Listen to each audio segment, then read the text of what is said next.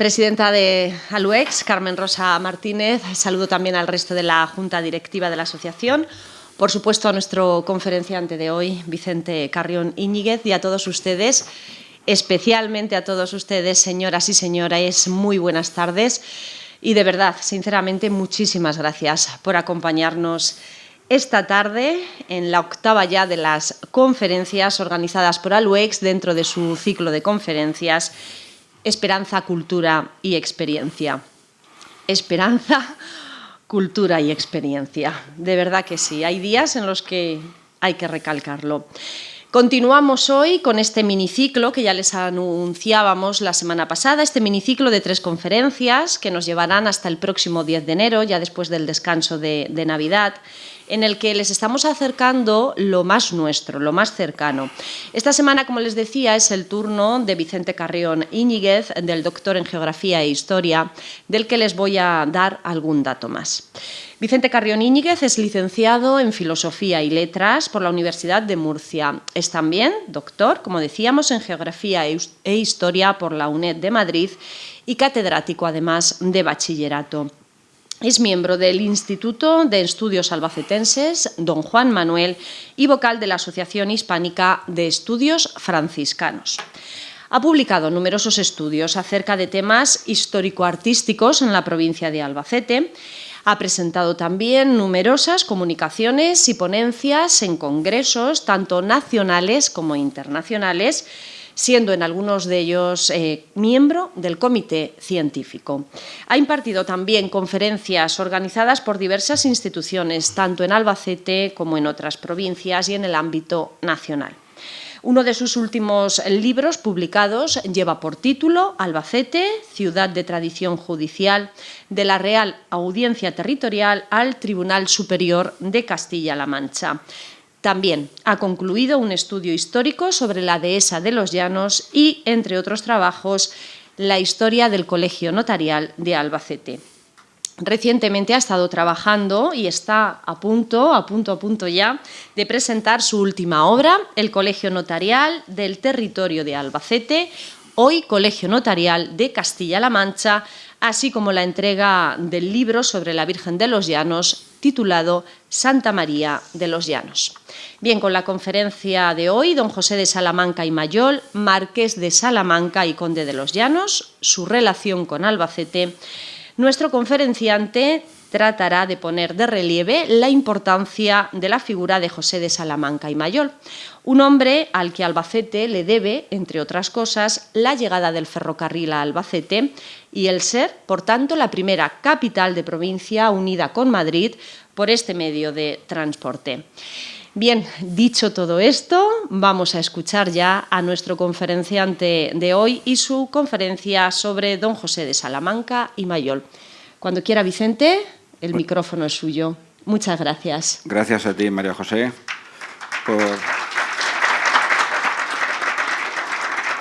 por tus palabras de presentación, amables como siempre. Y gracias a ustedes por asistir a esta conferencia. Dicen que los milagros no existen y yo creo que sí. De vez en cuando se produce algún milagro y es que hoy estemos aquí. Con respecto a lo que ha dicho, pues María José, hay un libro que es el del Colegio Notarial que lleva casi un año en las cajas del Colegio Notarial, en unas cajas del Colegio Notarial, pues que por H o por B y por las circunstancias que todos conocemos, pues no hemos podido presentar. Bien,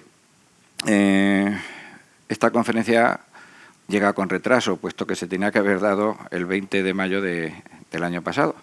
Pero bueno, la verdad es que hay que tener paciencia. Y lo que sí, desde aquí quiero decir que agradezco a Carmen Martínez Orellana y a su equipo directivo, a su magnífico equipo directivo, pues la labor que están realizando en ALUEX. Es una labor encomiable y que merece el reconocimiento de toda la sociedad y sobre todo de los más mayores. La verdad es que, como digo, esta pandemia nos ha desprogramado numerosas actividades y yo diría que también nos ha desprogramado un poco a nosotros. Pero, en fin, los que estamos aquí tenemos que ser optimistas y, como dijo en su día Séneca, Para ser felices se necesita eliminar dos cosas: el temor a un mal futuro y el recuerdo de un mal pasado. Este asunto de las, ya que estamos con las pandemias, este asunto de las pandemias o de las epidemias, como todos sabemos, no es nuevo. Nuestro personaje lo sufrió, digamos, en directo. En el año 1833, con 22 años, fue nombrado, él era malagueño, como ahora veremos, fue nombrado alcalde de Monóvar, en Alicante. Y allí le ocurrió un hecho novelesco, pero histórico y real. Allí le sucedió un hecho curioso, pues se contagió de cólera morbo y fue dado por muerto hasta el punto que lo amortajaron. Pero cuando lo iban a enterrar, se levantó del ataúd, quizá porque observó cómo el criado se apropiaba de sus monedas. Unas monedas, ahí está el criado, y se levantó, y esto sucedió en octubre del año 1834. Iban a enterrarlo. Y es cierto, no, esto no estoy inventando nada, entonces no había fotografía, es un grabado de la época de la Ilustración española. Don Saturio, el médico que lo atendió, señaló que la gente le llamaba el resucitado, y que no era para menos. Venir el ayuntamiento en pleno a su entierro y encontrarle amortajado en teblandones, pero vivo, no me diga que no es un cuadrito para probar el ánimo del más templado. Es cosa que a la gente espanta. Salamanca, cuando se levantó, dijo: lo que no puedo entender es cómo el boticario pudo creer aquella noche que Caronte me había escogido como compañero en su barca. Pero por eso, antes de morir en enero de 1833, dijo: me tenéis que enterrar 2 días después de fallecido, por si las moscas.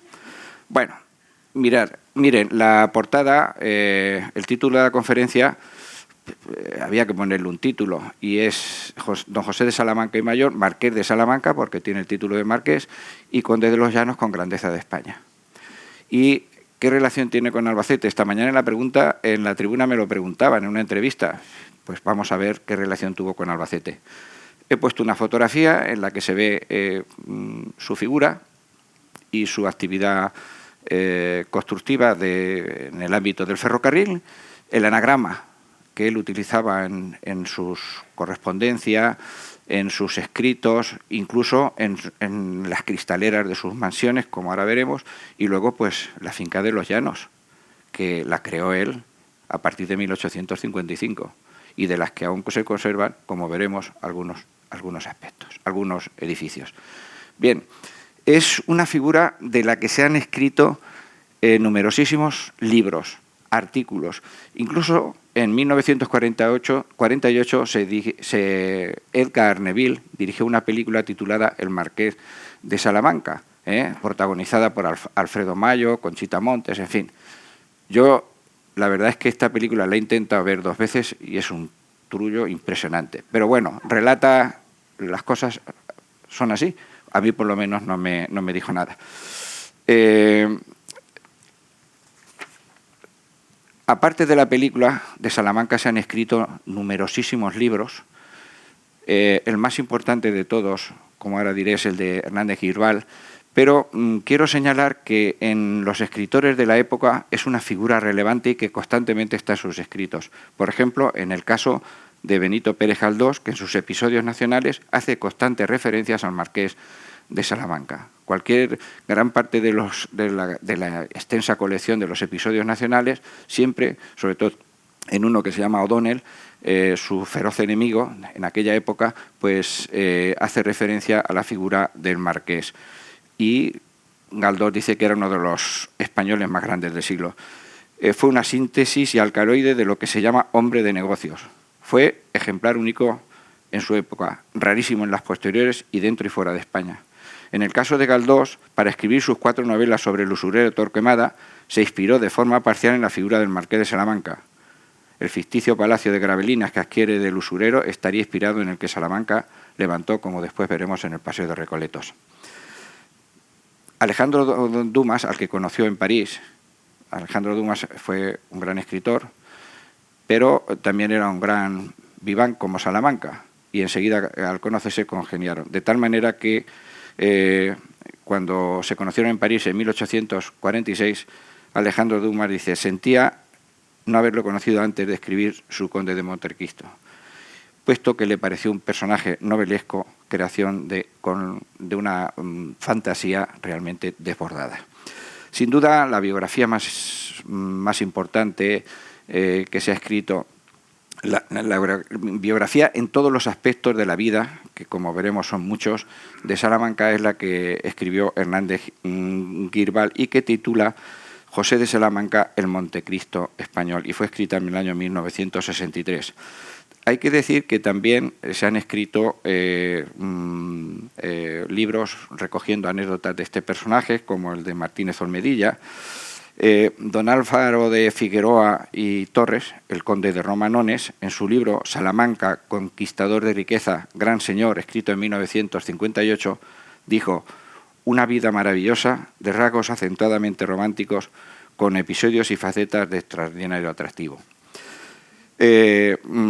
También una de las actividades económicas más importantes de Salamanca fue su actividad como agente de bolsa y como inversor en bolsa, lo cual unas veces le proporcionó inmensas riquezas y finalmente fue uno de los hechos que le llevaron a la ruina. Entonces, José Antonio Torrente escribió un libro titulado Salamanca, bolsista romántico. Es un libro muy documentado desde el punto de vista económico. Otros se han escrito libros un poco intentando desvirtuar la figura de Salamanca. Yo no voy a decir si estoy a favor o no de él, primero porque ya hace tiempo que se murió y segundo porque la historia hay que juzgarla tal como sucedieron los hechos. Eduardo Rico escribió una biografía titulada Yo, Salamanca, el gran bribón.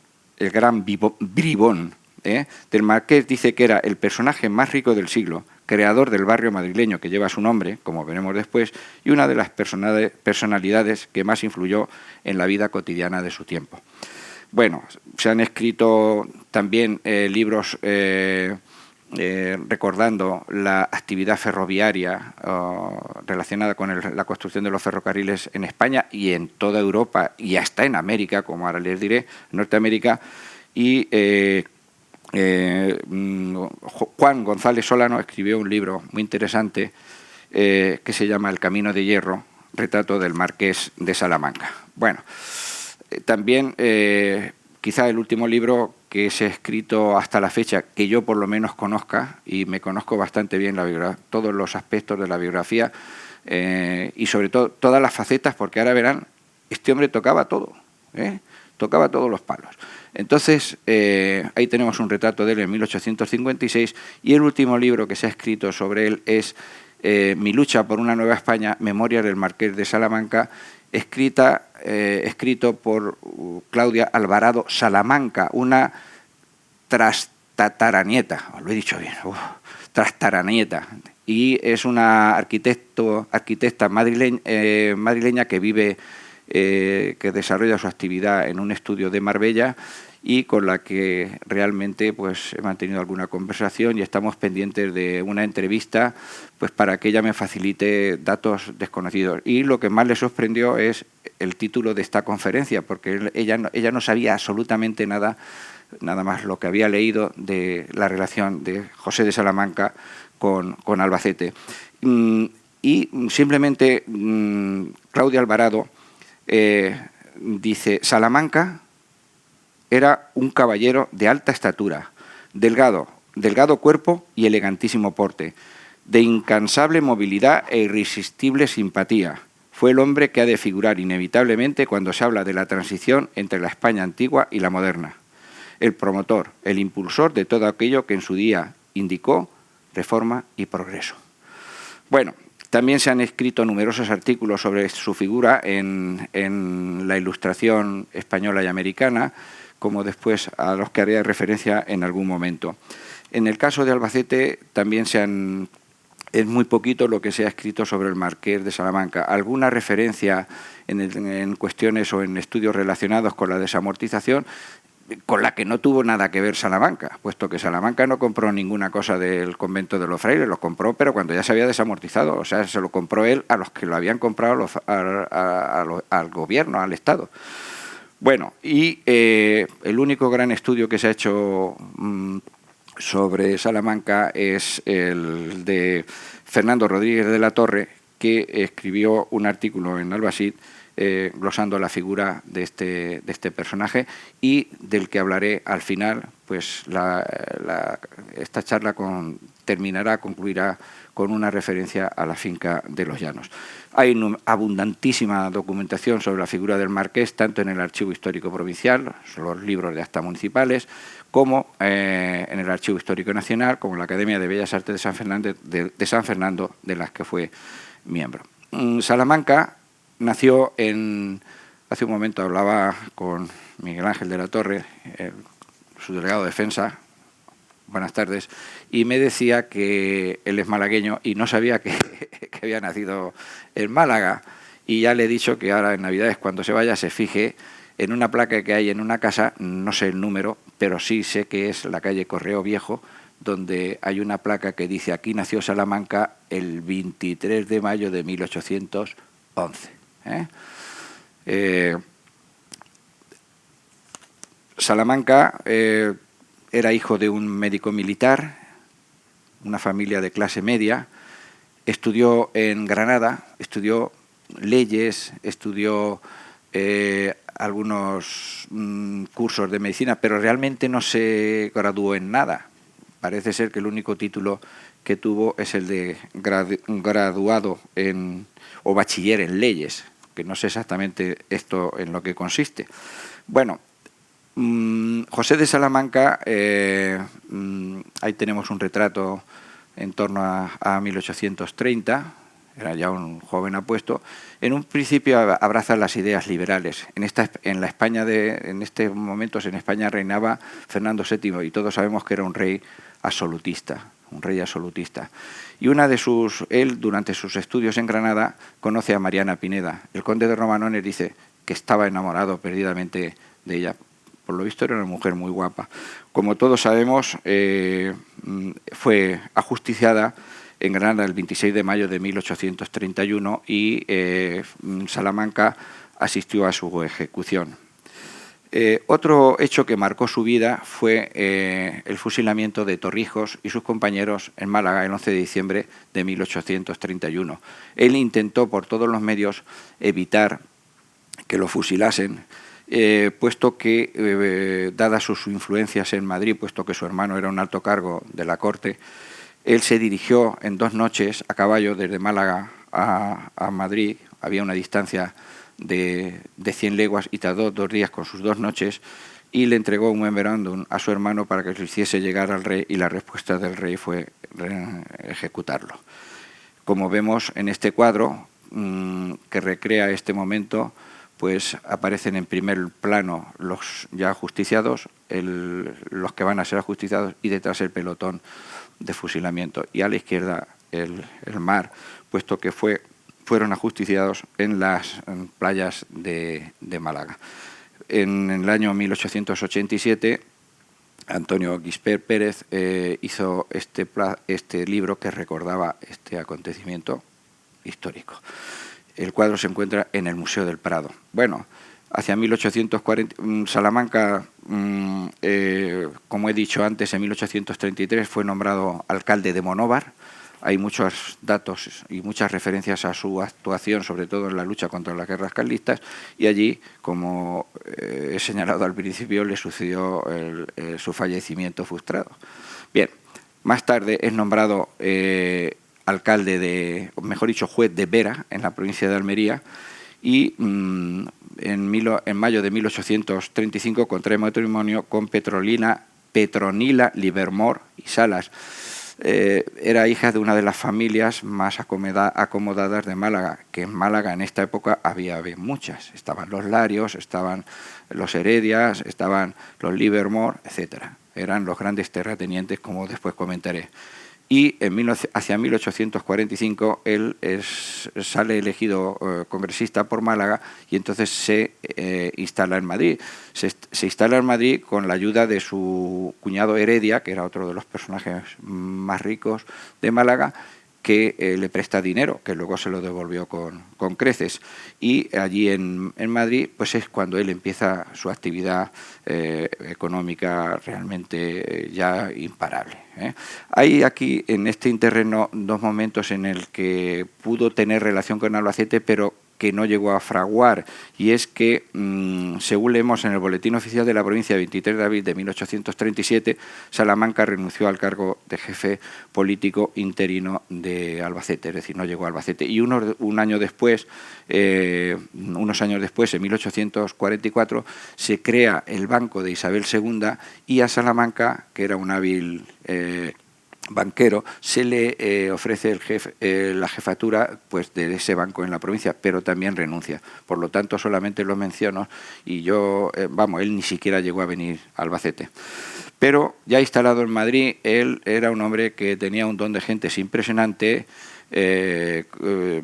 conocía a mucha gente, él entabla amistad con los Buchental. Buchental era uno de los personajes más ricos de España, con la alta burguesía, y empieza ya su etapa de negocios. Concretamente, su primer gran negocio, que le proporcionó beneficios de más de 300 millones de reales, fue quedarse con la explotación del monopolio de la sal. La sal en aquella época era el frigorífico de hoy. Entonces era un monopolio que al Estado no le reportaba nada por la mala administración que tenía, y sin embargo se lo quedó Salamanca con la ayuda de Buchental, y ahí es donde empezó a ganar muchísimo dinero, hasta el punto de que el gobierno, ante la deuda la deuda española que constantemente tenía el gobierno, pues fue en el año 1842 enviado a París para negociar los intereses de la deuda. Y poco a poco pues ya sus ganancias van subiendo. Él invertía en bolsa, y hay un momento en que ya concretamente en 1843 le presta 400 millones de reales al Estado español. Luego, claro, él se los devolvían con una rentabilidad impresionante, y es cuando ya empieza socialmente a tratarse con todo el mundo. Se convierte en empresario del Teatro Circo de Madrid, y allí, pues, entre otros, pues se trae a Fran Lee, que dio 4 conciertos en este teatro, y a partir de este momento él inicia también una actividad frenética en la bolsa, que le proporciona ingentes beneficios y también grandes fracasos y también grandes enemigos, porque a veces cuando ganan, a los que les había aconsejado, sobre todo a los militares, como es el caso de Narváez, pues todo va bien, pero cuando pierde Narváez a lo mejor 50 millones en un día en la bolsa, pues ya se convierten en enemigos. Y ahí hay una lucha entre Narváez y Salamanca por motivos económicos realmente curiosa. En una ocasión, Narváez perdió mucho dinero en la bolsa y le dijo a Salamanca: respecto a usted, yo solo tengo un deseo, permita Dios que acabe sus días en una buhardilla. Y Salamanca, mirándole, le respondió: nada me importaría si esa buhardilla tiene una ventana y desde ella puedo ver cómo arrastran el cadáver de usted. O sea que era un personaje de cuidado. Bueno, fue nombrado ministro de Hacienda, incluso la reina Isabel II, con la que tuvo sus más que sus menos, y lo propuso para jefe de gobierno, pero él no aceptó. He de decir que Salamanca tuvo numerosísimas distinciones producto de su actividad política y económica, pues la Cruz de Isabel la Católica, nombramiento de gentilhombre, Cruz de San Juan de Jerusalén, la Cruz de Carlos III, en fin, no me quiero extender en esto. Y hay 2 títulos que se le conceden el 9 de octubre de 1863, se le concede el título de Marqués de Salamanca. Un título que para él fue un titulillo, porque lo que aspiraba es a ser nombrado conde, y en 1864 la reina le concede el título de conde de los Llanos con grandeza de España. Eso sí que es un señor título. Aquí tenemos un retrato del libro que he sacado del libro de Guirbal, y un escudo, su escudo nobiliario con la corona de conde, que se encuentra en la estatua en el monumento de la Plaza de Salamanca de Madrid, puesto que el barrio de Salamanca lleva nombre en honor de don José. Bueno, realiza numerosas actividades de todo tipo. empresas fuera de España, en los Estados Vaticanos, y hasta el punto de que él pagó una estatua que se conserva actualmente en la ciudad de Pesaro. En italiano es sin acento, en castellano es con acento. Yo lo he puesto como lo italiano. Entonces, es una efigie que él donó el 21 de agosto de 1864 y, como podemos apreciar, ahí aparece esta efigie de Gioacchino Rossini, obra y yeto de Giuseppe di Salamanca, Madrid, que donó a la ciudad. O sea, si alguna vez van a Pesaro, pueden ver esta imagen de Salamanca. De Rossini, pagada por Salamanca. También hay que decir que no fue un hombre con una actividad cultural, no fue un hombre culto en el sentido estricto de la palabra, pero sí, por ejemplo, fue nombrado académico de la Real Academia de Bellas Artes de San Fernando, que era pues la máxima distinción que podía incluso hoy día aspirar un historiador, sobre todo de la historia referido a la historia del arte. Y aquí tenemos su carta autógrafa en la que el 2 de marzo de 1859 agradece el nombramiento. Bien, ya digo que no se lo dieron, no lo llamaron o no nombraron académico por sus méritos artísticos o culturales, sino por la inmensa colección que, como ahora veremos, también tenía. Bueno, y llegamos a su actividad fundamental, que fue la construcción, dedicarse a construir ferrocarriles, que en esta época en España pues se inician a partir ya de 1841, 42 es cuando se empieza la construcción de los ferrocarriles, de las grandes líneas de ferrocarriles en España. Sabemos que el Marqués de Salamanca pues, funda una compañía que es la de los Caminos de Hierro del Norte de España. Es una de las primeras compañías que se fundan y inicia en Madrid, empieza a construir la línea Madrid-Aranjuez, que es la segunda que se construye en España. La primera fue Barcelona-Mataró y la tercera Aranjuez-Almansa. Aquí tenemos una fotografía, bueno, un grabado de la época, el camino de hierro de Madrid a Aranjuez de la sociedad era de la que él era accionista y la protectora la reina doña María Cristina. Posteriormente se concluye la línea Madrid-Alicante, que se tardaba de Madrid a Alicante 7 horas y media en aquella época. Era una de las preocupaciones del gobierno de la nación en esos momentos era abrir Madrid al mar, y el primer ferrocarril que hace en esta dirección, en este sentido, es Madrid, Albacete, Almansa, Alicante. Y el siguiente va a ser al contrario, hacia el Cantábrico, hacia Santander, Madrid-Santander, porque de Inglaterra venían gran parte de las mercancías, sobre todo las locomotoras de ferrocarril, los vagones, los coches y todo el material ferroviario necesario para la construcción de estas infraestructuras. Fue impulsor de grandes, fue vicepresidente de la compañía de ferrocarriles MZA, que yo creo que ha asistido hasta hace poco, Madrid-Zaragoza, Alicante. Fue el impulsor de líneas de ferrocarril en Italia. Inicia la construcción de la línea de ferrocarril de Madrid, de Aranjuez a Toledo, en Francia, en numerosos países, en Portugal. Y es curioso un hecho que no se conoce muy bien, y es que en agosto de 1858 fue el gran impulsor en Estados Unidos de la línea Atlantic and Great Western Railroad. Por este motivo, una ciudad del estado de Nueva York, situada en el condado de Cattaraugus, lleva el nombre de Salamanca en honor de José de Salamanca, una ciudad americana. Aquí tenemos el Museo de Salamanca en esta ciudad, en el año 1860. Bueno, otro de los aspectos más significativos de esta figura, he dicho que no era un hombre culto, pero sí era un hombre que tuvo una colección de pinturas de más de 1000 obras. Y entre ellas había, por ejemplo, de Velázquez tenía 8 cuadros, de Goya un montón, por ejemplo, este de Giuseppe Rivera, el Apolo y Marcias, que hoy se encuentra en Bruselas, formaba parte de su colección. Era una colección, tenía de autores italianos de la escuela flamenca, Rembrandt, Rubens, Jordaen, italiana, el tiempo, todos los que me digan estaban presentes en su colección, que tenía más de 1000 cuadros y sobre la que se han hecho numerosos estudios y sobre todo sobre la que se ha hecho un seguimiento del paradero de esas obras.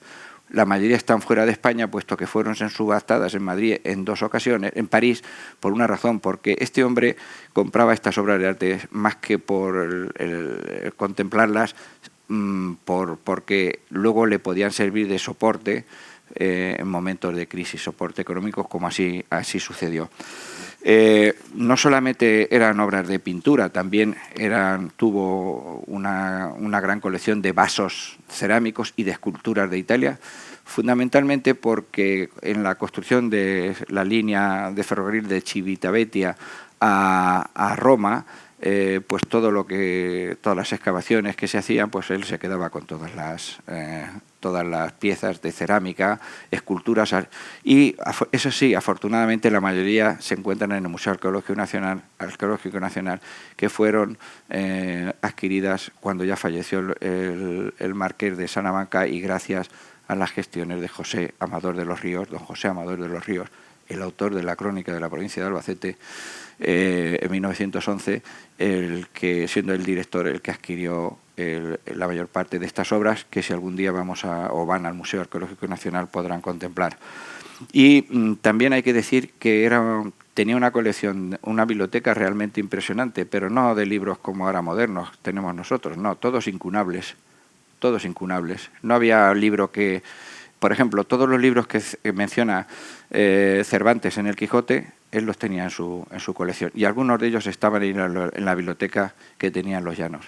Lamentablemente, a su muerte, esa biblioteca desapareció, y hoy día, según mis noticias, en las estanterías de la biblioteca del Banco de España de Madrid proceden de Los Llanos y de su palacio de Vistalegre.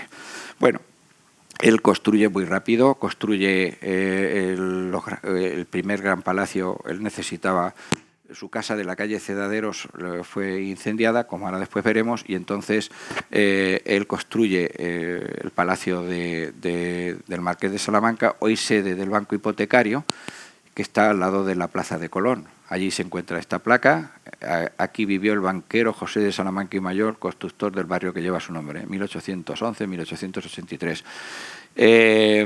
Algunos elementos decorativos, como por ejemplo esta fuente del Fauno, se encuentra en el Palacio del Retiro de Madrid. Y también con este palacio, tengan en cuenta que cuando él construye este palacio en 1855, esa zona de Recoletos eran huertos. Y entonces, a raíz de la construcción de este palacio, que le hace Narciso Colomer y Pascual, un gran arquitecto, Narciso Colomer y Pascual fue el arquitecto que hizo el Congreso de los Diputados de Madrid.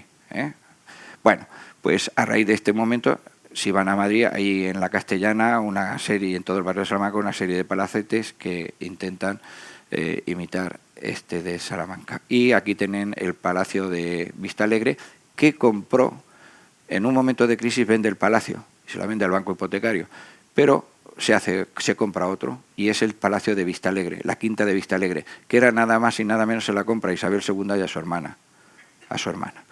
Y ahí instaló su colección arqueológica, que, como he dicho, después pasó al Museo Arqueológico Nacional. Por todo el Parque de Retiro tuvo hasta hace unos años, antes de la Guerra Civil, la famosa estufa que él tenía en su invernadero. Pero durante la Guerra Civil, en uno de los bombardeos de Madrid que sufrió Madrid, fue destruida. Pero hace poco tuve conocimiento de que en el despacho de la directora del Instituto Cervantes de Madrid, pues se encontraba parte del mobiliario procedente de este palacio. Tenía palacio en Aranjuez, tenía palacios en Londres, en Lisboa, en Roma, en París. Por todos los lados tenía una serie de casas o de palacetes donde él residía cuando viajaba por esos sitios. Sin lugar a dudas, la gran obra una de las grandes obras que él inicia ya al final a partir de 1864 es la construcción del barrio de Salamanca, que al fin y al cabo, a la postre, fue su ruina, puesto que ese gran proyecto urbanístico, que hoy es magnífico y que resultó magnífico, él no lo pudo llevar a cabo porque no se vendían las casas en aquel momento y al final tuvo que vendérselo a una sociedad parisina, que fueron los que terminaron la construcción de este barrio. Pero sí sabemos, si alguna vez van por la plaza de Salamanca, allí se encuentra esta estatua en su honor, obra del escultor catalán Jerónimo Suñol. Bueno, el marqués de Salamanca falleció esta es una de las últimas fotografías del marqués, publicada en la revista La Ilustración Española y Americana el 30 de enero de 1883. Como digo, él falleció el 21 de enero de 1883 a las 5:20 de la tarde. Él estaba trabajando o haciendo una serie de negocios, de actuaciones urbanísticas en San Sebastián. Se sintió enfermo y entonces regresó a Madrid y a los pocos días murió, como digo. Y este es uno de sus últimos retratos y también esta es la esquela que en aquel momento publicó la prensa de la época. Esta es su tumba en la Sacramental de San Isidro, y una medalla que hizo sus hijos, aunque murió arruinado, porque tuvieron que vender parte de los muebles y semovientes del palacio para poder pagar el entierro, que costó unos 85.000 reales. O sea que él murió en un palacio, pero murió arruinado, como ahora después veremos. Esta medalla de bronce, por el anverso, pone Miserere mei Domine, y por el reverso, el 21 de enero de 1883 falleció el primer marqués de Salamanca en su palacio de Vista Alegre. Genio emprendedor de la nación española. Descansa en paz, la patria te llora. Madrid.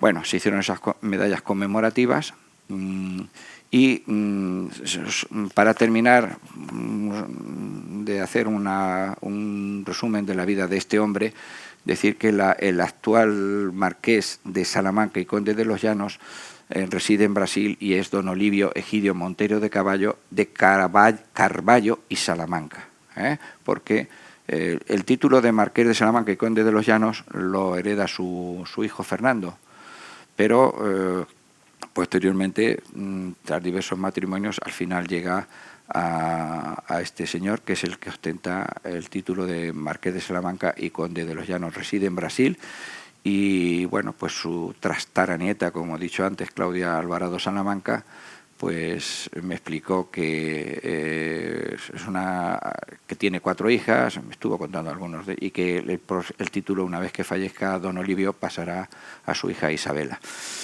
Bien, él tuvo 2 hijos, Fernando, que es el que se hace cargo después de liquidar todas las deudas que tenía el marqués, previa venta de todos los edificios, todas las propiedades, y luego su hija Josefa Salamanca, que murió, se quedó prácticamente en la indigencia, puesto que llega un momento en que tiene que solicitar una pensión de orfandad, y cuando muere su marido, José Bremón, tiene que solicitar una pensión de viudedad, es decir, murió en la más absoluta ruinas.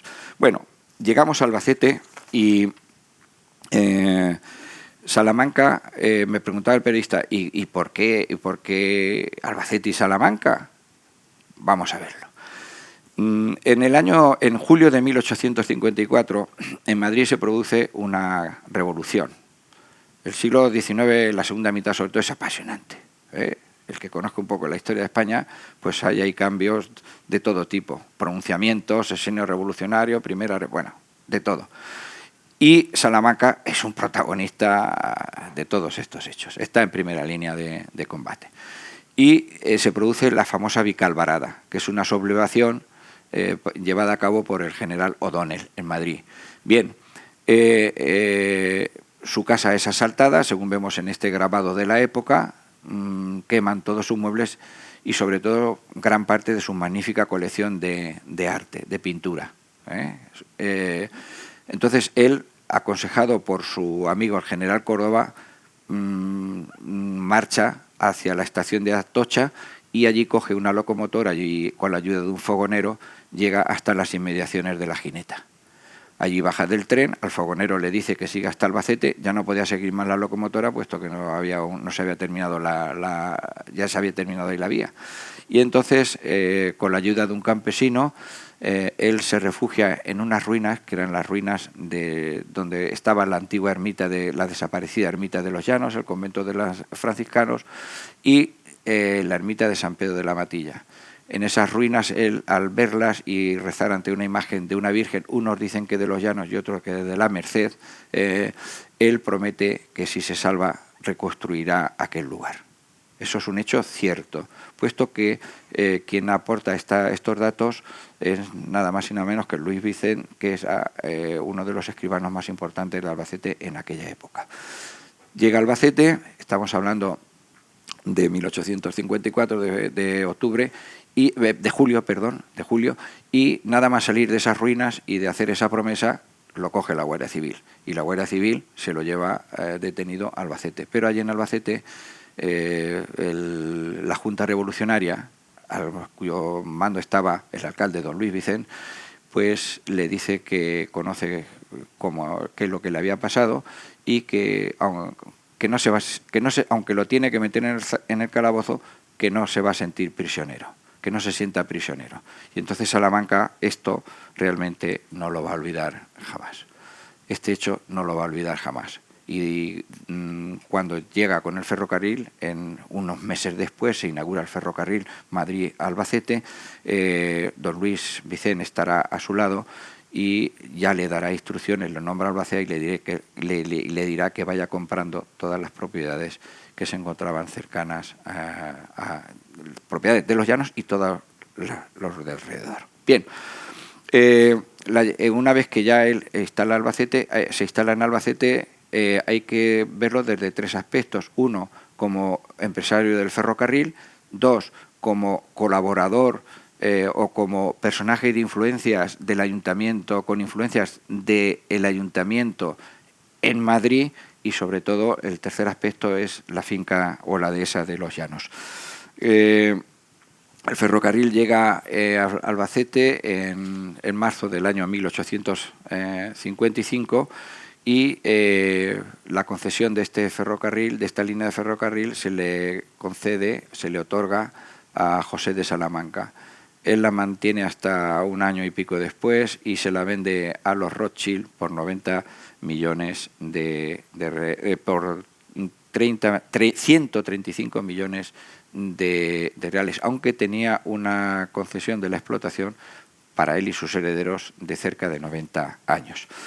En fin, todos los pormenores de la llegada del ferrocarril, que fue concretamente el día 18 de marzo del año 1855, cuando el ferrocarril llega a Albacete. El ayuntamiento, agradecido por la llegada del ferrocarril, acuerda dedicarle una calle, concretamente el 14 de febrero de 1855, acuerda que la actual calle de Salamanca lleve su nombre. Bien, he de decir que también en otras ciudades, como por ejemplo pues Alicante, San Sebastián, etcétera, y hasta Nueva York, pues hay referencias a la figura de Salamanca.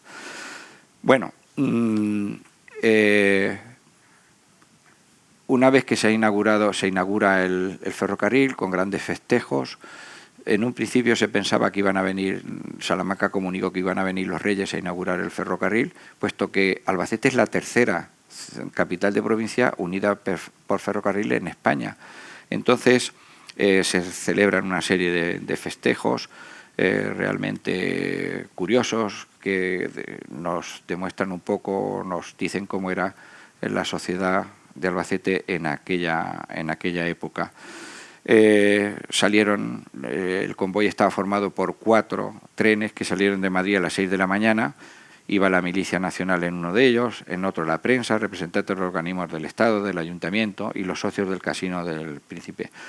El convoy, que salió muy temprano a las 6 de la mañana, llegó a las 5:30 de la tarde a Albacete, y allí Salamanca había construido en lo que era la antigua estación, lo que hoy es el Parque Lineal, donde está la Fuente de las Ranas, 2 grandes carpas donde invitó pues a todo Albacete.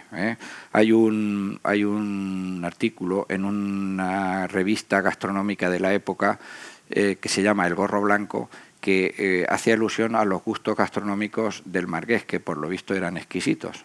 Él, entre otras cosas, tenía siempre mesa reservada en Lardi, en Madrid y en otros muchos sitios por donde iba. Y describe cuál fue el banquete, o mejor dicho, el menú que se hizo con motivo de la inauguración de la estación.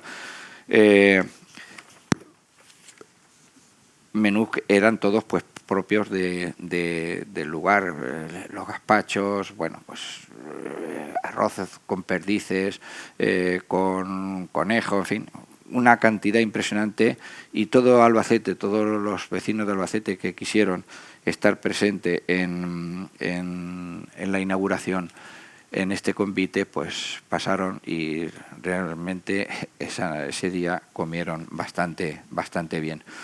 Concluidos la estación de ferrocarril, como todos conocemos, y seguro que la mayoría de los que estamos aquí, o bueno, no todos, pero los que peinamos canas, sabemos dónde estaba la primitiva estación, pero la que nosotros hemos conocido no es esta. Esta es la primera estación, de la que José Carlos ha hecho una magnífica... José Ángel, perdón, Molina de las Heras, está por ahí.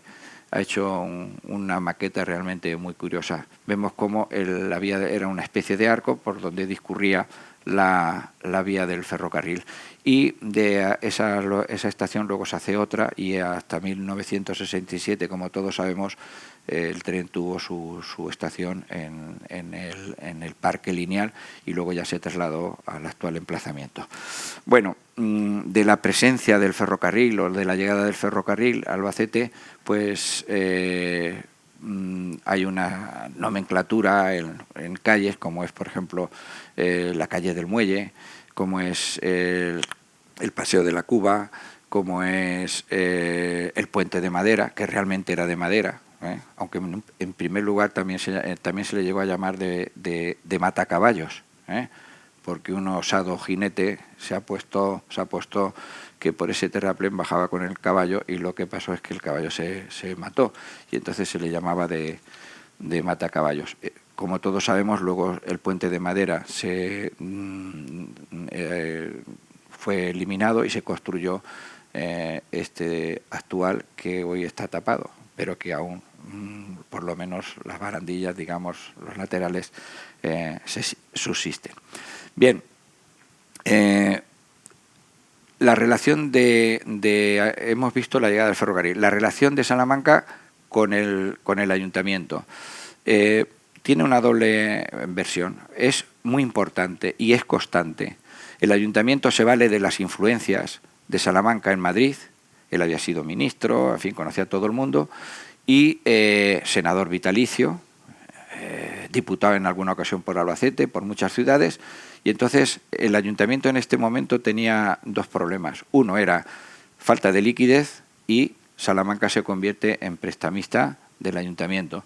Hay ocasiones, y los libros de actas municipales nos dicen que en esta época él concede numerosos préstamos al ayuntamiento ante la falta de liquidez de las arcas municipales, y en ocasiones pues se ve obligado a reclamar pues que ya han pasado 6 años, que a ver si me pagan, pero el ayuntamiento realmente siempre cumple con sus tratos financieros.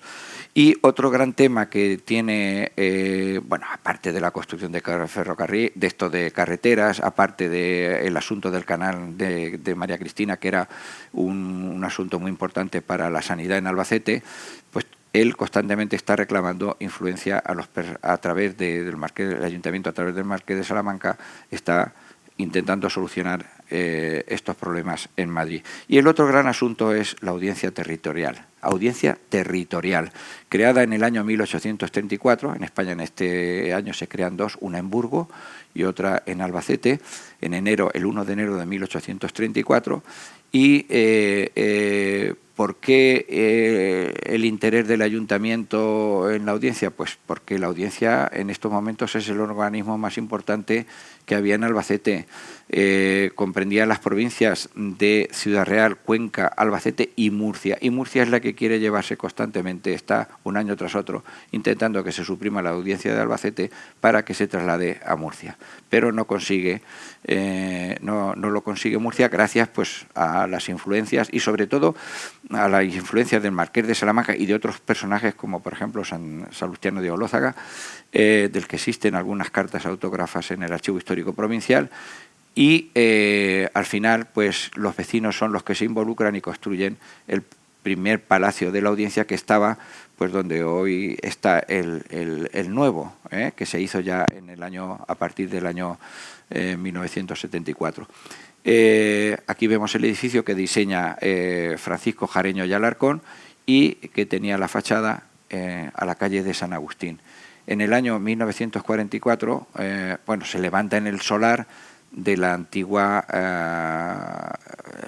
convento de San Agustín, cuyos restos están apareciendo además en abundancia, si no María José lo sabe y no me quiere decir nada, a pesar de mi interés en conocer algunos detalles, pues ahí se construye la audiencia, puesto que la iglesia llegaba hasta la mitad del Paseo de la Libertad, la iglesia.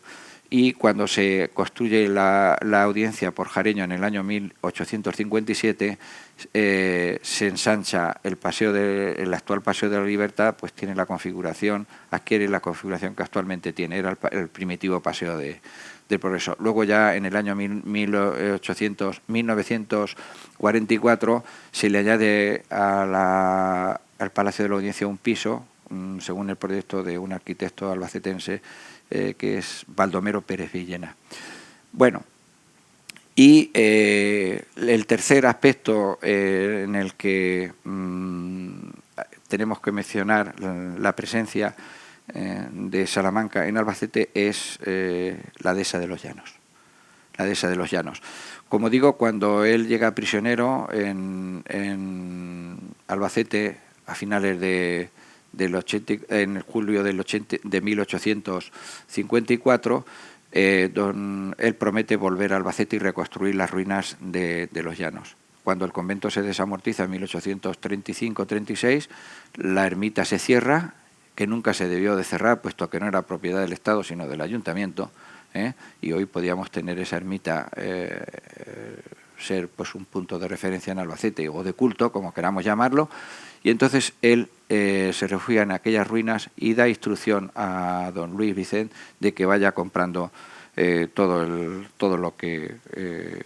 los terrenos cuyos nombres conocemos, como por ejemplo pues el Pozarro, la casa de don Pedro, Orán, el Salobrar, casa de González, Salomón, Melegrí, Bacariza, en fin, y compró terreno, lomas de monte y por una extensión cercana a las 10.000 hectáreas. Actualmente la finca tiene unas 7.000 y pico hectáreas, donde planta pues toda serie de planta, por ejemplo, 8.000 vides, viñas, incluso se convierte en uno de los bodegueros más potentes de Albacete. Toda la finca él la cerca, existen documentos y proyectos de cómo se hace la finca, que si alguno se asoma hoy día o va paseando por esa zona, puede ver cómo es de tapial y cómo se tuvo que retranquear porque por esa zona pasaba una a ver si lo digo, una vía romana. Entonces, y pasa, lo que pasa que está tapada. Bien, el Marqués de Salamanca crea una gran finca. Aquí tenemos la entrada a la misma, una de las entradas, hoy día prácticamente no se utiliza, y a la derecha podemos ver su escudo nobiliario con un águila, con las alas extendidas, y lleva, que aquí no se ve, una filacteria que dice: por tu sagacidad me pude librar. Está escrito ahí, ¿eh? Eso lo vemos luego repetido en otros escudos del Marqués de Salamanca. Bien, una de los artículos de uno de los edificios o de los restos que quedan del convento es esta torre de la finca de los Llanos, que era la torre de la Virgen del convento franciscano. Esta torre se reconstruyó o se se elevó en altura con la llegada del Marqués a partir de 1855-1856, pero esta torre estaba ya en un plano de 1783, cuando aún había nacido el Marqués. Entonces, esta era la torre de la Virgen de los Llanos. Aquí tenemos la ermita. Este es un plano de época que encontré en el Archivo Histórico Nacional. El color y tal es de la época. Las dos torres que tenía, el hospicio de Albacete, la portería, el convento, porque era un gran convento de franciscanos descalzos fundado en 1672, la ermita de San Pedro de la Matilla, que luego también compra al Ayuntamiento de Chinchilla y que hoy es la iglesia del Palacio, y a la derecha la venta, que según mis datos está dentro de la base aérea y era conocida como el Tesoro. ¿Es así? La Casa del Tesoro. Bueno, por el medio discurría el Camino Real. ¿Por qué en un convento franciscano y en esta época está esta torre? Yo encontré un dato que casi desapercibido para la mayor parte de los historiadores, y es que un frailecillo del convento dice: era una gran torre que servía de guía a los caminantes, a los peregrinos, en días de niebla y nieve. Bien, luego que quede claro que esta torre la reconstruyó el Marqués, pero que ya existía con anterioridad.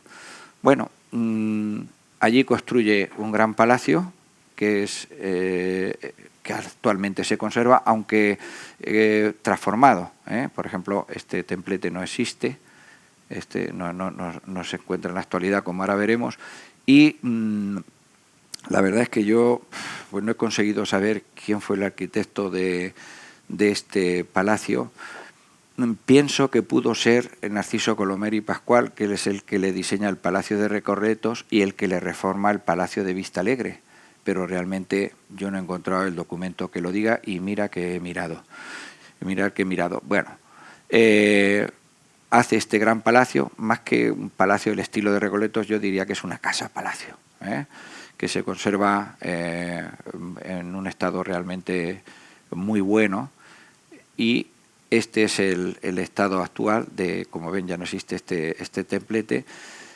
Tiene numerosas dependencias. Yo tengo fotografías del interior, pero como digamos que han sido tomadas clandestinamente, no las puedo mostrar, porque no quiero líos. Y aquí está la entrada principal al edificio, con el escudo del Marqués, en el que se repite otra vez esa filacteria que dice: por tu sagacidad me pude librar. Bueno, el Marqués compra, como he dicho antes también, la antigua ermita de San Pedro de la Matilla. Esta ermita, con su hospicio, era el lugar donde estaba la patrona de Chinchilla, la Virgen de las Nieves, pero que en estos años ya no está aquí, sino que está en Chinchilla definitivamente. Compra esta finca al Ayuntamiento de Chinchilla, pero él restaura la iglesia. Y es esta que tenemos actualmente, que es la que vemos aquí, que es la capilla esta es la capilla mayor, es la iglesia, donde sí aquí hay una imagen de la Virgen de la Merced. Es una iglesia muy bonita, con una cantidad de obras de arte impresionante, y donde también se encuentra el mausoleo de los Larios. Y también otra parte, otro detalle muy interesante es la capilla de la Virgen de los Llanos, que es esta capilla de los Llanos tiene la reja de la antigua capilla del altar mayor de la ermita de la Virgen de los Llanos. Aquí hay un número que pone 1685 y está documentado, por lo menos en los libros de actas de los religiosos, dice que fue construida por Fray Mateo Blázquez en el año 1865. Ese año sí que aparece aquí. Y aquí encontramos una imagen también muy poco conocida de la Virgen de los Llanos. Bien, él construye todos estos edificios. Como vemos, es una iglesia que está abierta al culto y que, bueno, pues es de uso prácticamente del palacio, de visitantes ilustres y de alguna celebración, pues un poco de gente que tenga relación con los actuales propietarios, que es la marquesa. Y Carlos Maturana, aunque ahora mismo ahí no se sabe realmente cómo está el tema ese, puesto que está en manos de los tribunales. Bien, Salamanca no solamente construye esta torre, sino que también transforma como explotación agropecuaria esta inmensa finca. Y allí construye una serie de edificios de todo tipo, grandes, espaciosas cuadras, grandes cocheras, extensos graneros, un palomar magnífico, varias casas para la administración y dependencias de labranza. También hizo una gran huerta. Todo se encontraba rodeado de una gran cerca de tapial que aún se conserva y que muchos conocemos. Y en lo que es monte se encontraba una viña de casi 1 millón de cepas con una bodega en el centro. En diciembre era tal la importancia de estas viñas que en diciembre de 1866 el apoderado del marqués solicita al ayuntamiento que se aplique a su principal como viñero por la uva que se ha recolectado en la heredad de los Llanos. Hay numerosos diseños del tapial que se hace y también señalar que en la finca, no sé, muchos las conocemos y hemos estado, otros no, pero actualmente hay dos zonas totalmente diferenciadas. Una es la zona palaciega y otra es la zona de trabajo, donde se encuentran las dependencias de todo tipo y sobre todo las relacionadas con el cuidado de la finca y con la explotación de la finca, que, como todos sabemos, pues es una de las mejores explotaciones agropecuarias de España. Bien, de esta finca se ha escrito muy poco y su importancia no es conocida en Albacete. Es una finca con gran trascendencia económica y sobre todo con una proyección social que alcanzó en el mundo político, financiero y, por supuesto, aristocrático. Hace poco, antes de empezar, me decían, es que va a venir el rey Juan Carlos aquí. Por si viene, pues bienvenido. Desde luego tranquilo va a estar y a gusto, pero quiero decir que es una explotación también muy cerrada y a veces eso crea un clima ahí de no sé cómo explicarlo. Pero bueno, para terminar, quiero decir que una de las actividades más importantes de esta finca es la cinegética. Yo, que me gusta un poco apretar el gatillo, en alguna revista especializada está catalogada como la mejor finca cinegética de perdices de Europa. En el año 1881, el 5 de noviembre, visitan esta finca, invitados por el marqués, Alfonso XII, su esposa María Cristina, la reina Isabel II, acompañados del marqués de Salamanca y de otros personajes de la corte. En este cuadro, pintado por encargo del marqués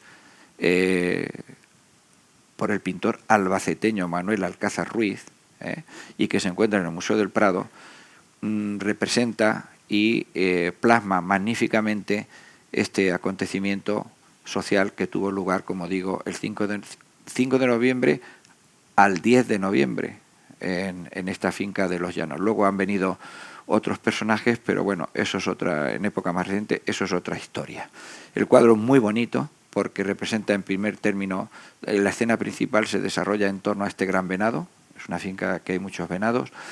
Los personajes que acabo de describir, pintados de una manera muy realista y sin embargo con un paisaje al fondo vegetal, arbóreo, muy impresionista. La verdad es que es un cuadro muy interesante.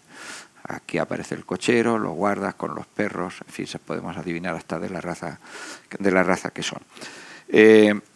Esta finca, como he dicho, no solamente vienen los reyes, constantemente venían personajes de la corte, del gobierno, y el Ayuntamiento de Albacete se aprovechaba de la estancia del presidente del gobierno o del ministro de Fomento o de Gracia y Justicia para pedirle el consiguiente favor. Encontramos en la Ilustración española y americana, y concretamente en otra revista que es El Campo, hay numerosos grabados de la finca de Los Llanos. Aquí vemos la conocida torre de la finca y se celebraron numerosas cacerías, como he dicho. Incluso se llegó a escribir un poema muy interesante que un magnífico historiador de Albacete, ya fallecido y era muy amigo mío, Fernando Rodríguez de la Torre, escribió y que se titula La leyenda de los Llanos, un trabajo muy interesante.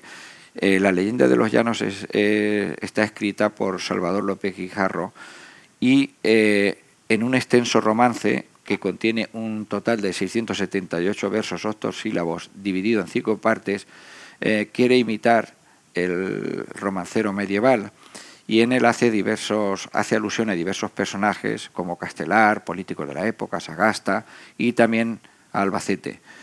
Es muy malo, los versos. ¿Qué es? Pongo uno, digo uno. ¿Qué estación es Albacete? Esto es la puerta de Jauja, porque Albacete es, señores, de los Llanos Antesala. Se trata de un poema de escasa calidad literaria, pero que sí pone de relieve la importancia que esta finca tiene en Albacete y también en otras esferas fuera de Albacete. Esta finca, cuando el marqués de Salamanca muere, como he dicho, el 21 de enero del año 1883 en su palacio de Vistalegre, estaba hipotecada y el valor que tenía la finca era de 9.200.000 reales, sin contar los enseres que había, entre ellos pues parte de su magnífica biblioteca.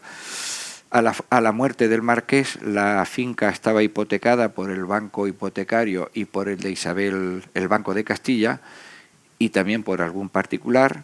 Salió a subasta en 2 ocasiones y en la segunda se la adjudicó a la empresa El Fomento de la Propiedad del marqués de Larios por 117.000 pesetas. En 1877 el marqués correspondiente, el marqués de Larios, José Aurelio Larios y Larios, que era el presidente de esta sociedad, se la adjudica por 130.000 pesetas. Entonces, desde estos momentos cuando ya no se habla de la dehesa, ya no se habla del marqués de Salamanca, sino de los Larios. Y este es el momento en que los Larios se hacen cargo de esta magnífica explotación agropecuaria que estaba realmente abandonada cuando muere el marqués y cuando la adquieren los Larios. Concluyo diciendo que, en fin, Roayer Ostarbe, que es uno de los pocos que ha estudiado, que dedica 2 páginas en su crónica de la provincia de Albacete, escrita en 1891, al glosar la figura del marqués de Salamanca, dice que hablar de Albacete y no nombrar al marqués de Salamanca sería un hecho extraño. Aunque no era hijo del país, su figura estaba tan encarnada en la provincia de Albacete que la cuna era ya lo de menos en su personalidad social, y no había de fijo albacetense que no lo mirase y considerase como una cosa suya. Bien, pues dicho todo esto, nada más, muchas gracias y de corazón feliz Navidad a todos. felicidades. Realmente ha sido una conferencia muy interesante, con mucha información, muchos datos y de la que hemos aprendido bastante. Gracias, Vicente, también por el esfuerzo de prepararla y de contarlo así de bien. Y bueno, como siempre tenemos un tiempito, unos minutos para poder formular alguna pregunta. Si lo desean, levantan la mano y Vicente tratará de contestarla. Sí, perdón. Bueno, que sepa, que lo sepa. Eso, tratará. Hola, Vicente. Buenas tardes. Hola, y amigo. Me alegra mucho de esta oportunidad que hemos tenido. Quería pedirte que hicieses algún comentario sobre la ermita de los Llanos. Bueno, sí, creo que se convirtió en garaje y que está casi desaparecida. Y si hay alguna posibilidad de reclamar algún acceso, el acceso de la ciudadanía me imagino que no, ¿no? Pero bueno, pues solo esto. Mira, bueno, gracias por tu pregunta. Mira, cuando se desamortiza el convento, cuando se desamortiza con la desamortización de Mendizábal en 1835, se tenía que haber clausurado el convento, pero la ermita no, porque la ermita no era del Estado, era del ayuntamiento y de hecho existen las capitulaciones que se firmaron en su momento con las condiciones de la fundación y el patrono era el ayuntamiento. Pero ¿qué es lo que pasa? Que Albacete era en esta época una provincia recién creada, había pocos conocimientos de todo tipo y entonces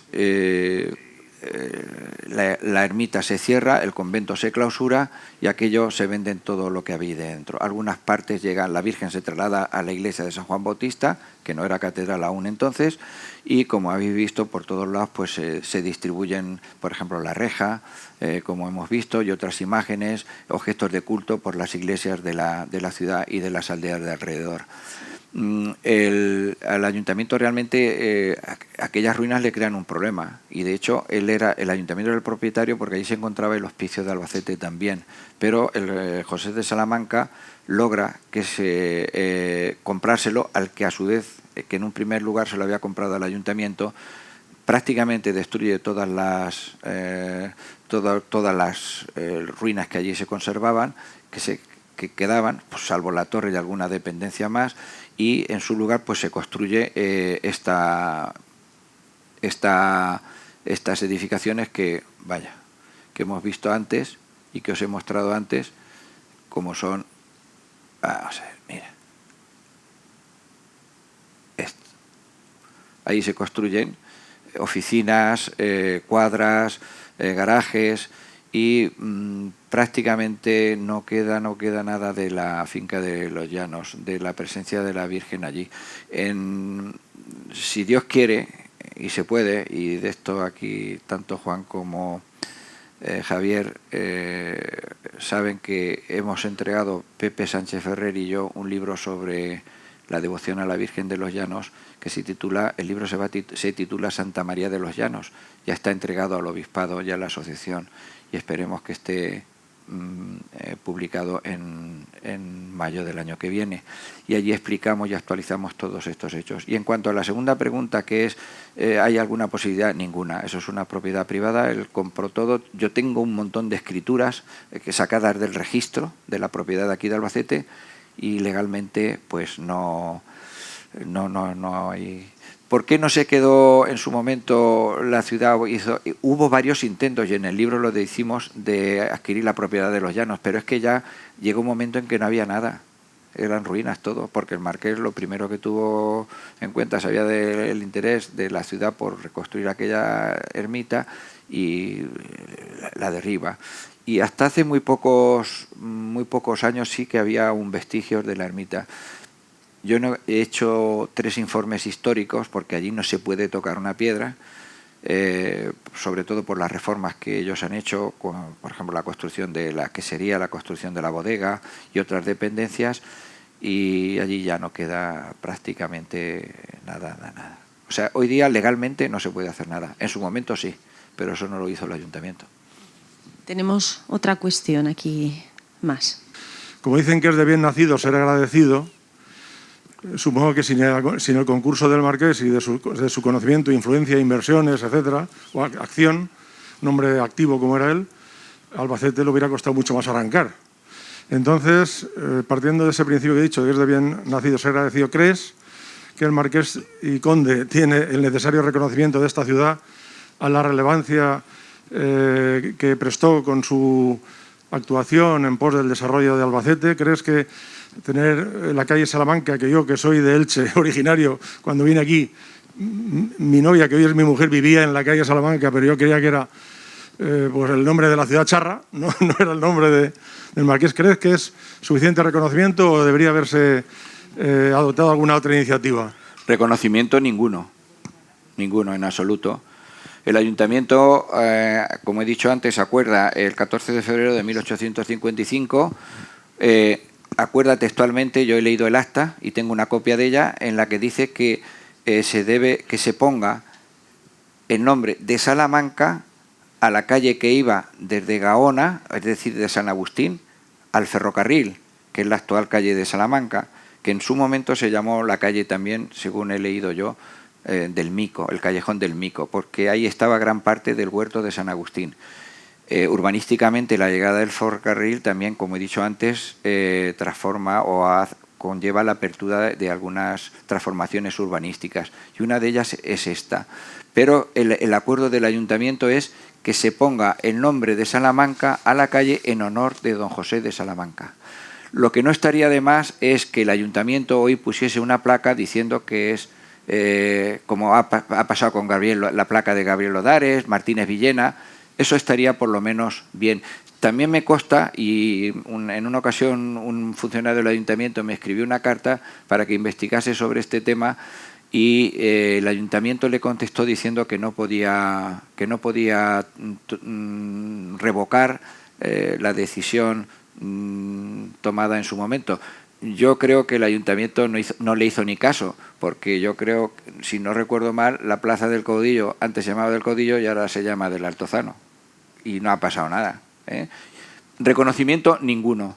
Además, un poco los larios se encargan también de tratar de obviar la figura del marqués, y ten en cuenta que este hombre, que hubo momentos en los que nadaba en la abundancia, aquí en Albacete dio numerosos donativos al primitivo asilo de ancianos, al hospital al nuevo hospital que se construyó, donde está precisamente el actual, en fin, donativos, y sin embargo no se ha reconocido en absoluto su figura, en absoluto. Yo es que no encontré nada más que el estudio de Fernando Rodríguez de la Torre, que hace referencia a ese poema de Los Llanos. Vamos con otra cuestión, que están animados. Vicente, como hermano tuyo, te tengo que felicitar y decirte que me siento, después de eventos e intervenciones como la que acabo de vivir aquí en la Diputación, es para sentirme muy orgulloso de tener en Albacete y en el planeta Tierra un hermano tan grandioso como tú. Bueno, vale. Venga, Carlos. Y ahora la pregunta oficial es la que te voy a hacer. Sobre la finca de los Larios, o la dehesa de los Llanos, y escribisteis, tú y mi hermano Don Gracia, escribisteis una publicación denominada La Reunión de los Llanos, epílogo de la Segunda República. Ello viene a decir también que fue la finca que de alguna forma representó la España que hoy estamos viviendo, más o menos el epílogo de la España que estamos viviendo hoy. Respecto a eso, pues me gustaría que muchos de los aquí presentes pues no tienen constancia de esta situación, pero si puedes dar una pequeña pincelada aclarativa, nada más que eso. Bueno, gracias, hermano, por tus palabras. El título de la conferencia es El Marqués de Salamanca, no Los Larios, pero bueno, ya que has hecho la pregunta, te voy a responder. En la finca de Los Llanos es una finca con un gran renombre social. Ahí ha estado Reyes, ha estado Franco, ha estado Juan Carlos, ha estado el príncipe Felipe, numerosos personajes de todo tipo, personajes de Estados Unidos. Bueno, y un acontecimiento muy importante que tuvo lugar en Albacete en marzo del año 1939 es la reunión de los Llanos, en la que el presidente del gobierno, junto con los jefes militares de la República, como Matallana, como General Rojo, como Miaja, se reúnen y acuerdan que la guerra está terminada. Estamos hablando en 28-29 de marzo, y la guerra termina el 1 de abril del 39. Y entonces ellos se deciden, Franco ya no quiere negociar porque sabe que ha ganado la guerra, y entonces lo que hacen es que desde esa famosa reunión de la que mi hermano Deo ha escrito un libro, ya él solo actualizando los datos, puesto que se han abierto nuevos archivos, y allí desde ese lugar se marchan a la posición Yuste, que está por la zona de Elda, Yuste, en la autovía prácticamente a la derecha se ve, y ya lo único que planifican es la salida hacia Alicante y a Cartagena y a Valencia y al exilio.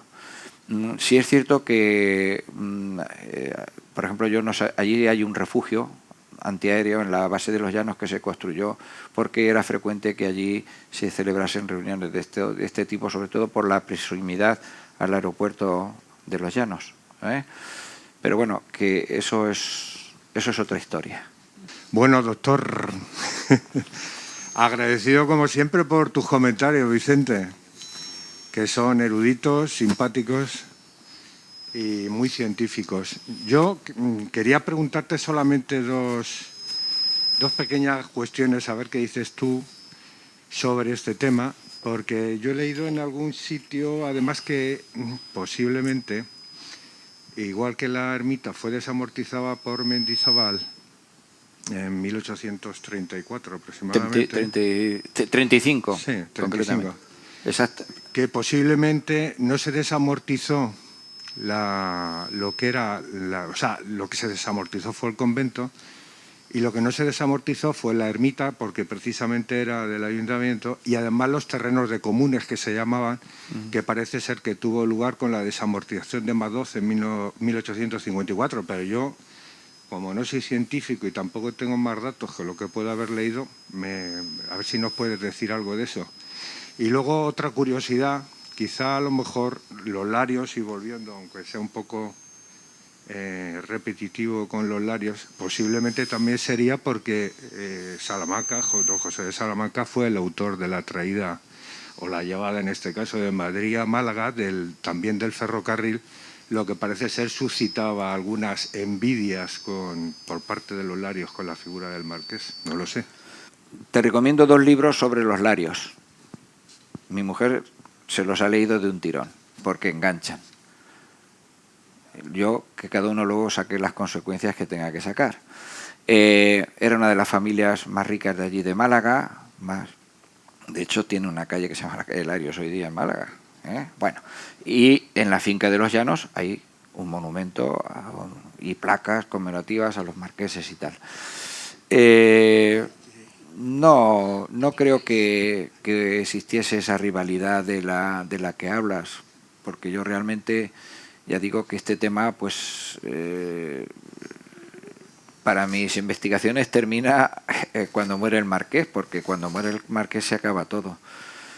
Pero es muy interesante la lectura de estos 2 libros, donde allí te los dejaré, porque además no los conocen ni los marqueses de aquí, escritos por un periodista malagueño, y ahí se dicen cosas muy, muy fuertes. El libro está publicado. Y por lo que respecta a la ermita, Manolo, la ermita se clausura en 1835, cuando se cierra el convento, y la prueba la tienes en que la Virgen se lleva a la Virgen de los Llanos. La Virgen, perdón, se lleva en procesión a la iglesia de San Juan, a la parroquia de San Juan, y allí se sitúa en la hornacina central del magnífico retablo churrigueresco que fue destruido en 1936 y del que conservamos muchas fotografías. el convento se cierra también. En la ermita se deja unos días, conozco hasta este dato, a un religioso que era Fray Mateo Valera, que ocasionalmente se encargue de, junto con otros ayudantes, de mantener un poco aquello, estar al cuidado de aquello. Los objetos de culto, las joyas de la Virgen, todas pasan a la iglesia de San Juan, a la parroquial de San Juan, y aquello cae en la más absoluta indigencia. El ayuntamiento tenía el hospicio de los Llanos, y cuando llega el marqués se lo compra en una subasta, el ayuntamiento lo vende. Te puedo decir, ahora mismo no me acuerdo, pero quién fue el que se lo quedó. Y sí se derriba con la llegada del marqués, y de hecho sabemos que el Paseo de San Sebastián se rellena en parte con material, piedras, escombros procedentes del convento de los Llanos. Es decir, allí no quedó nada, quedó milagrosamente la torre que hemos hecho mención. No sé si... Pero el convento se cierra y aquello ya cae en la más absoluta indigencia, porque se llevan a la Virgen y a los pocos días, por orden del gobernador, se llevan la Virgen a la iglesia de San Juan. Muchísimas gracias. Y aprovechamos también, en nombre de la asociación de ALUEX, para saludar al subdelegado de Defensa, que al inicio no lo habíamos visto. Gracias también por acudir a esta cita con el conocimiento. Ilustre malagueño como don José. Muy bien. Pedimos ahora a la presidenta de ALUEX, a Carmen Rosa Martínez Orellana, que nos acompañe, y a nuestro ilustre también conferenciante, Vicente Carrión, que se coloquen, si es posible, delante de la mesa, como Paco siempre, nuestro fotógrafo, nos indica.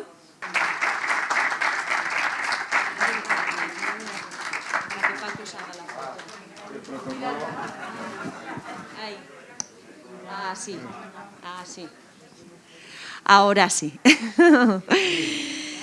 Mientras tanto, les recuerdo que, bueno, ya lo saben, nos marchamos de descanso vacacional, de Navidades, y eso sí, apunten ya que la próxima conferencia será justo a la vuelta, lunes 10 de enero, conferencia José Prat, Historia de una voluntad, a cargo de Julio Virseda, doctor en Medicina y Cirugía. Mientras tanto, descansen, sean felices, rodéense de la gente que puedan y, sobre todo, tengan mucho cuidado y mucha precaución. Muchísimas gracias por su asistencia. Nos vemos muy pronto. Gracias.